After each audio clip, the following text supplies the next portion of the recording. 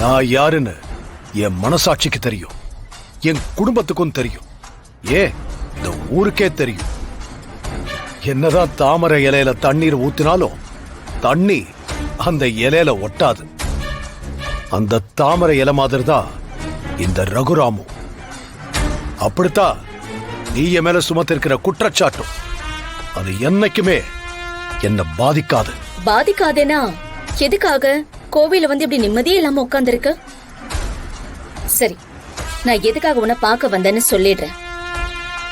உனக்கு ஒரு ஆப்ஷன் தரேன். ஆப்ஷனா? அந்த பையன் ஜீவாவ உன் லைஃப்ல வரவிடாம பாத்துக்கிறேன். இனிமே இந்த வழக்கு விசாரணை எதுவுமே நடக்காது. அதுக்கு பதிலா நீ எனக்கு ஒரு ஃபேவர் பண்ணணும். ஃபேவர் பண்ணணுமா? நகரமன்ற தலைவி பதவியிலிருந்து உன் பொண்டாட்டி ஜானகிய ராஜினாமா பண்ண சொல்லு. பை எலெக்ஷன் நடத்தி நான் அந்த பதவிக்கு வரணும். நீ மட்டும் இது செஞ்சா அந்த பையன் ஜீவா உன் லைஃப்ல வரவே மாட்டான். என்ன சொல்ற?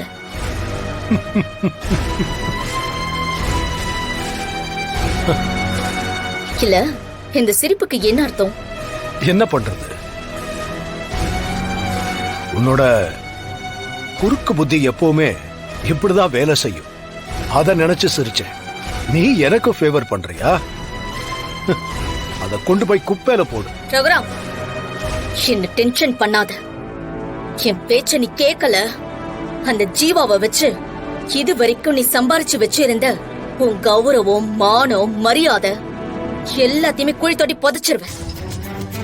உன் குடும்பமே சின்ன பின்னமாயிடும்.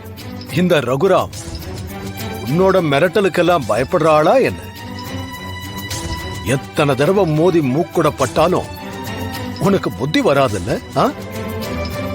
வீணா பகல் கனவு காணாம வேற வேலை இருந்தா போய் பாரு. நான் சொல்றதை கேட்கல.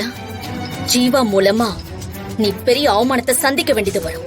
இன்னைக்கு பஞ்சாயத்துல நடந்ததெல்லாம் நீ பார்த்த இல்ல? கடவுள் ஏன் பக்கம் இருக்காரு.